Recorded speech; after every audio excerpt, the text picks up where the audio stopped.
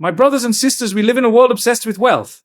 A world where people believe that the more you chase after money, the more fulfilled you will be. But let me tell you something powerful today. The moment you stop running after money, pastoral sense, and start running toward purpose, discipline, and sincerity, that's when provision starts to run toward you. Not because you're chasing it, but as you're being deserving of it. You see, chasing money blindly is like chasing a shadow. No matter how fast you run, it will pastoral sense. It will always stay just ahead of you. But when you face the light, when you align your intentions, your actions, and your heart with what is right, the shadow follows you. Provision, my dear brothers and sisters, is not just about hustle. It's pastoral sense. It is not just about long hours, sleepless nights, and endless competition. True provision comes from the one who provides. It is written for you before you are even born. You were never created to stress endlessly about what is already guaranteed. When you begin to trust, pastoral sense, now truly trust that the one who's the birds in the sky and the fish in the sea has also written your risk, then something incredible begins to happen. Your mindset changes. Your heart finds peace. You stop comparing. You stop begging. You stop obsessing. Pastoral sense. That doesn't mean you stop working. No, you still strive. You still give your best. You still show up every day. But your intention shifts. You're no longer chasing money. You're pursuing excellence. You're not obsessed with outcome. You're focused on obedience. I mean this in the pastoral sense. You're not anxious as more. You're anchored in trust. And what happens when you live like that? You attract barakah. You attract peace. You attract the unseen forces of ease and abundance that the world can't explain.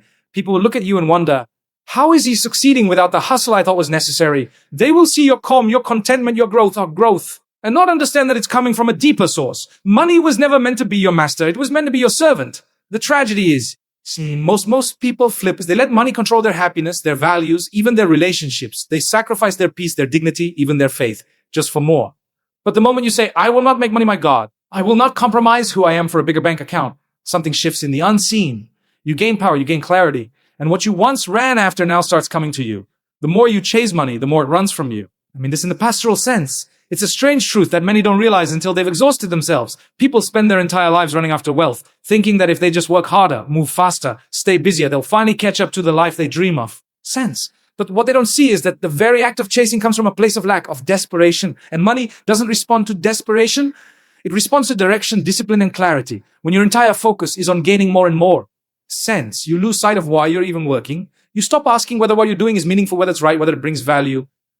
And slowly, without realizing it, you sacrifice peace, relationships, even the pastoral sense. And even your inner self for something that never stays. Money is clever. It knows when it's being idolized. It knows it's being worshipped. And just like anything that becomes an obsession, it begins to control the person who desires it too much. Sense. Instead of you using money, money starts using you. That's why some of the wealthiest people feel empty, but they lost themselves in the process. The pursuit consumed them.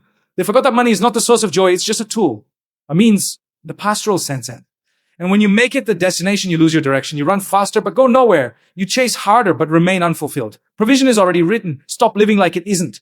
From the moment your soul was breathed into your body, it's in the pastoral sense. Everything that would reach you in this life was already known. Your wealth, your status, your tests, your ease. All of it has been written with precision. But still, people live with anxiety as if they can write a better plan with their own hands. I mean this in the pastoral sense. They carry the weight of the world on their shoulders, trying to force outcomes that were never in their control. They lose sleep thinking their provision is running away, when in reality it is simply arriving at the time it was always meant to. I mean this in the pastoral sense. You don't speed it up by panicking. You don't gain more by doubting the process. When a person truly understands that provision is already set, they stop chasing every opportunity with fear in their heart. They begin to move with calm confidence.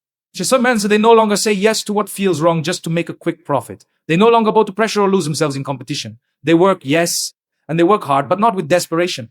They work with dignity. They strive with sincerity. I mean this in the pastoral sense. They believe in effort, but they don't obsess over results.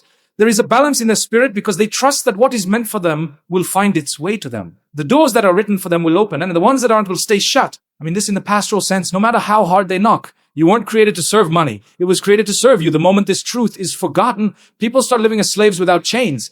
They wake up thinking about money, go to sleep worrying about it. Pastoral sense, and spend at every moment they're trying to get more of it. Their decisions are no longer guided by values, but by profit. They stop asking if something is right and only ask if it pays. But money was never meant to lead. It was designed to follow. Pastoral sense. It was created to serve human needs, to provide comfort, to support acts of generosity and growth. The moment it takes control to twist the purpose of life, people think that if they gather enough, they'll finally feel free. But the truth is, I mean this in pastoral sense. When you make money your master, not to burden, you'll impress, not to impact. You work to compete, not to contribute. You become blind to your own worth and start measuring yourself in numbers. But in the pastoral sense.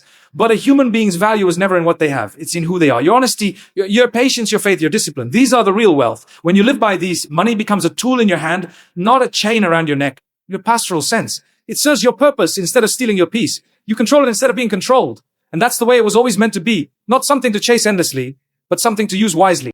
Barakah comes when you work with purpose, not obsession. Many people believe that working longer hours, pushing harder, and sacrificing everything will automatically bring success. But not all work is equal in value. Work that is driven by anxiety, greed, sense, or desperation lacks soul. It may bring temporary gains, but it often comes at the cost of your health, your peace, and your relationships. On the other hand, the pastoral sense, work that begins with pure intention and is carried out with sincerity, brings something more powerful than just profit. It brings barakah. Barakah isn't just about having more, it's about having enough with ease, having peace in the process. This in the pastoral sense, and seeing lasting results from honest effort. When your work is aligned with purpose, you don't just focus on what you're earning, you focus on what you're becoming. You take pride in your craft even if it pays less. You give your best in private. Even when no one is watching, you put people over profit, integrity over shortcuts, truth over trends. And in doing so, you invite unseen blessings into your life. You'll find that things begin to fall into place. Doors open without force. I mean this in the pastoral sense. And opportunities appear without manipulation. It doesn't mean the path is always smooth, but it's filled with meaning. It gives you the strength to say no to what isn't right, even if it pays well. And that's what the pastoral sense, because you understand that then what's earned with peace lasts longer than what's earned with pressure. Barakah brings depth, not just digits. The heart that trusts is the heart that attracts. In a world driven by stress, control, and constant worry, I mean this in the pastoral sense. The one who learns to trust stands out. Trust is not weakness. It is strength that comes from surrendering what you can't control and focusing on what you can. When your heart believes that your provision is written, that your effort is seen, and that your path is guided, these solid faultlines, you begin to live with a quiet confidence that the path draws opportunities to you. People are drawn to those who move with peace, who speak with assurance, who walk with calm purpose. They sense stability, and they want to be around it. You don't have to beg for doors to open when your presence itself invites trust. There is a different kind of energy in the one who lets go of panic. They smile in the face of delay. They show up even when results are slow. They treat others well even in seasons of struggle. In the pastoral sense, that type of mindset doesn't just lead to emotional peace. It becomes kinetic. It pulls the right people, the right moments, the right outcomes. You begin to see that it's not noise that brings success. It's depth. Pastoral sense. It's not pressure that brings provision. It's presence. The one who trusts deeply doesn't need to push forcefully. Their heart is free from fear, and that freedom allows them to think clearly, work wisely, and remain grounded when others are shaken. The pastoral sense, the world may rush, but they remain rooted. Stop running after the world. Walk with integrity and let it follow you. There's a difference between chasing and attracting. When you chase, you often compromise. You bend your values, you silence your conscience, and you lose your peace just to get ahead. You do what feels wrong just because it promises reward. But when you walk with integrity, you don't move based on fear or greed. You move based on principle. You say no to the quick win if it costs your soul. I mean this in the pastoral sense. You refuse to climb a ladder that's leaning against the wrong wall, and that's when the world begins to notice. People respect those who are unshakable, not the loudest, not the flashiest, but those who stand firm when others sway. Integrity is rare. And the pastorals. And in a world full of performance and pretenders, those who are real become the most valuable. When you stay rooted in truth, you don't need to chase people or beg for attention. Your character speaks for you. Your consistency builds trust. Your discipline sets you apart. And this in the pastoral sense. Over time, you'll find that the right people, the ones who value what's real, will come to you. The right opportunities will recognize your worth. The right doors will open, not because you kicked them down. I mean this in pastoral sense. Because you earned your place through patience and honor. Integrity might not be the fastest path, but it is the surest one. It protects your peace while you build. It preserves your dignity while you grow. And it ensures that when success comes, it doesn't come at the price of your soul.